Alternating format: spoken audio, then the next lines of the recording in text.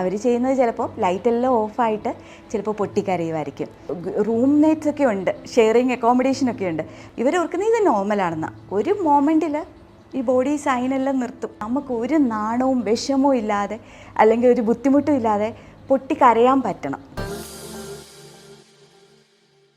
Dubai പോലുള്ള നഗരങ്ങളിൽ മലയാളികൾ തമ്മിലുള്ള ഇഴയടുപ്പവും ബന്ധവും അത്രയധികം ശക്തമാണ്. അതുകൊണ്ട് തന്നെ ഈ കൂട്ടായ്മകൾ പരസ്പരം ബന്ധങ്ങൾ വളർത്താനും ഏകാന്തത മറികടക്കാനും അവരെ സഹായിക്കുന്നു. അതിനപ്പുറം മാനസികാരോഗ്യ പിന്തുണ നൽകുന്നവരുടെ മേഖലയിൽ പ്രവാസികൾക്കിടയിൽ നിന്നുള്ള ഏകാന്തതയെക്കുറിച്ചുള്ള അനുഭവങ്ങൾ എന്താണ്? അതിൻ്റെ തോത് എത്രത്തോളമാണ്? UAE ക്ലിനിക്കൽ സൈക്കോളജിസ്റ്റായ ഡോക്ടർ സിജി രവീന്ദ്രനിലേക്ക്. എന്താണ് ഏകാന്തതയ്ക്ക് ഇത്ര വലിയ പ്രശ്നം? എന്തുകൊണ്ടാണ് ഏകാന്തത നമ്മെ കാർന്നു തിന്നുന്ന വില്ലനായി മാറുന്നത്? ഇതാണ് ഏറ്റവും പ്രധാനപ്പെട്ട ചോദ്യം. 15 സിഗരറ്റ് വലിക്കുന്നതിലും ഡേഞ്ചറാണ് ഏകാന്തത എന്ന് പറയാം, ലോൺനെസ്. ഇത് റീസൺ വേറൊന്നുമല്ല, ഇതിൻ്റെ റിസൾട്ട് എന്ന് പറയുന്നത് സ്ലോ ആണ്. കാരണം നമുക്ക് ഹാർട്ട് ഡിസീസസ് വരും, ഹാർട്ട് ഇഷ്യൂസ് വരും, അതേപോലെ സ്ട്രോക്ക്, പിന്നെ ആൻസൈറ്റി, സ്ട്രെസ്, ഡിപ്രഷൻ, ഇങ്ങനെ പല കാര്യങ്ങളിലേക്കും പോകുന്നത് വളരെ ചെറുതിലാണ്, വളരെ സ്ലോ ആയിട്ടാണ്. ബോഡിയിൽ ചെറിയ ചെറിയ സൈനൊക്കെ കാണിക്കും. ചിലപ്പോൾ ഒരു ഹെവിനെസ് തോന്നും, ഉറങ്ങാൻ പറ്റാതെ വരും, ഫോണിലൊക്കെ ഇങ്ങനെ സ്ക്രോൾ ചെയ്തുകൊണ്ട് രാത്രി മൊത്തം ഇരിക്കും, എപ്പോഴേലും ഉറങ്ങാൻ പറ്റിയാൽ ഉറങ്ങും. ഇവരോർക്കുന്നത് ഇത് നോർമലാണെന്ന്. ഒരു മൊമെൻറ്റിൽ ഈ ബോഡി സൈനെല്ലാം നിർത്തും. ഒറ്റയ്ക്ക് വഴിവെട്ടി വന്നവനെന്ന ബ്രാൻഡ് മാർക്കിന് വലിയ മാർക്കറ്റാണ്. പ്രവാസ ലോകത്ത് വിജയങ്ങൾക്ക് കിട്ടുന്ന ശ്രദ്ധ വളരെ വലുതുമാണ്.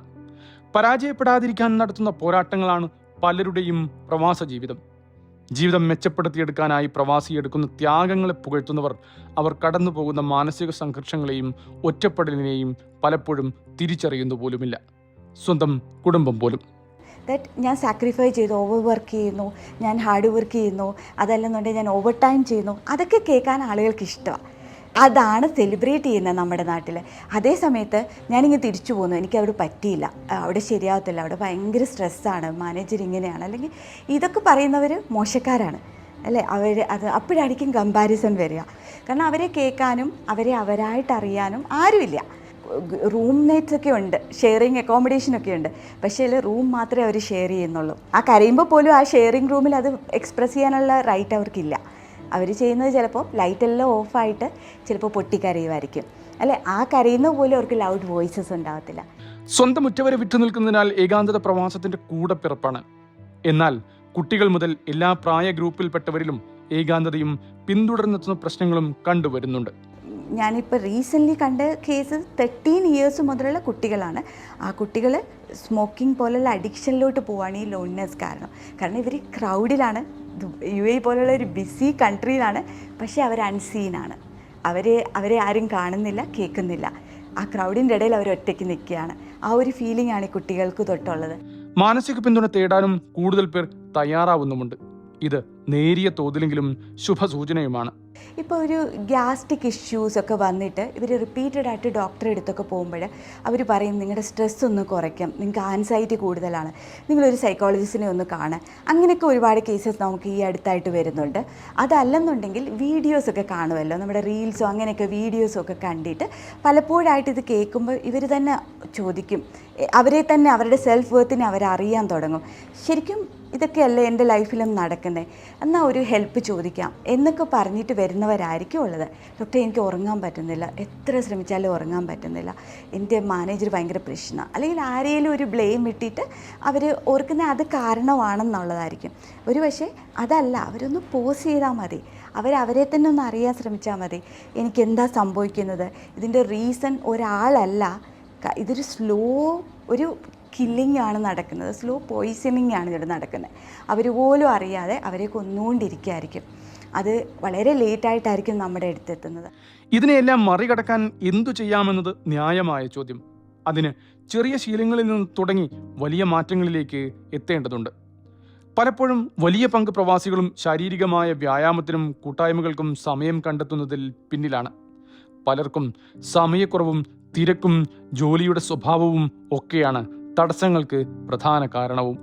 എങ്കിലും ചില മാറ്റങ്ങൾ കൂടാതെ കഴിയില്ല. നമ്മളെ തന്നെ അവെയർ ആകുക, നമ്മൾക്ക് എന്ത് സംഭവിക്കുന്നു എന്നുള്ളത് നമ്മൾ തന്നെ അവെയർ ആകുക, അത് വെരി ഇമ്പോർട്ടൻ്റ് ആണ്. അതിന് ശേഷമായിരിക്കണം നമ്മൾ പല ഏരിയാസിലോട്ട് ഫോക്കസ് ചെയ്യണം. കാരണം നമ്മൾ എപ്പോഴും സ്റ്റക്കായേക്കുന്നത് എന്താണെന്നറിയോ? കരിയർ. എൻ്റെ ഇന്നത്തെ മൂഡ് എൻ്റെ ഓഫീസിലെ വർക്കിനെ ബേസ് ചെയ്താവല്ല അല്ലേ. അപ്പം നമ്മൾ പല ഏരിയാസിലും ഫോക്കസ് ചെയ്യാൻ കഴിയണം. അത് കരിയറും പേഴ്സണൽ ലൈഫിൽ ഇന്ന് ഞാൻ എന്താണ് എനിക്ക് വേണ്ടി ചെയ്തത്, എൻ്റെ ഹാപ്പിനെസ്സിന് വേണ്ടി ഞാൻ എന്താ ചെയ്തത്, ഹെൽത്തിന് വേണ്ടി ഞാൻ എന്തെങ്കിലും അറ്റ്ലീസ്റ്റ് ഒരു 2000 സ്റ്റെപ്പ് വയ്ക്കാം അല്ലേ, അല്ലെങ്കിൽ 1000 സ്റ്റെപ്പിൽ തുടങ്ങാം. ഒരു ജിമ്മിലൊന്നും പോകണമെന്നില്ല, നടന്നാൽ മതി. ഒരു പക്ഷേ നമ്മൾ പോകുന്ന ദൂരം കുറച്ച് മെട്രോ വരെ നടക്കണമെന്നുണ്ടെങ്കിൽ നമ്മളൊന്ന് വളഞ്ഞൊന്ന് നടന്നാൽ മതി. അതിനെ നമ്മുടെ ആരോഗ്യത്തിന് വേണ്ടി എന്നുള്ളത് നടക്കുക. പിന്നെ ഫുഡ് ഓൺ റൈറ്റ് ടൈം, നമുക്കൊരു പ്രോപ്പർ ഫുഡ് സ്റ്റൈൽ കൊണ്ടുവരിക അല്ലേ. അത് ചെയ്താൽ തന്നെ ഒരു ബേസിക് തിങ് ആയി. അതിനോടൊപ്പം ഒരു മന്ത്ലി വൺസ് എങ്കിലും എന്തെങ്കിലും ഒരു ആക്ടിവിറ്റി, ഒരു എൻ്റർടൈൻമെൻറ്റ് എന്നുള്ള രീതി ചെയ്യുക. അത് ചിലപ്പം എന്തെങ്കിലും ഗെയിംസ് ആയിരിക്കാം. നമ്മുടെ കുട്ടിക്കാലത്തോട്ട് തിരിച്ചു പോവാം. പിന്നെ ഒത്തിരി വാട്സപ്പ് ഗ്രൂപ്പ് ഒന്നും വേണമെന്നില്ല. ഒരു പർട്ടിക്കുലർ പേഴ്സൻ്റെ മുമ്പിൽ നമുക്ക് ഒരു നാണവും വിഷമവും ഇല്ലാതെ അല്ലെങ്കിൽ ഒരു ബുദ്ധിമുട്ടും ഇല്ലാതെ പൊട്ടിക്കരയാൻ പറ്റണം, നമുക്ക് ഡിസ്കസ് ചെയ്യാൻ പറ്റണം. അല്ലാതെ നമ്മളൊരു ജഡ്ജ്മെൻ്റൽ സ്റ്റേറ്റ്മെൻ്റ് ഉള്ള ഒരാളുടെ അടുത്തൊക്കെ അത് പറഞ്ഞിട്ട് കാര്യമില്ല. അതിന് പകരം നമ്മൾ ഒറ്റ ഒരാളെ ഫിസിക്കലി കണ്ട് സംസാരിക്കാനും ഷെയർ ചെയ്യാനും നമുക്ക് പറ്റണം. അവിടെ തൊട്ട് തുടങ്ങും നമ്മുടെ ചേഞ്ചസ്. അത് മാത്രം ചെയ്താൽ മതി.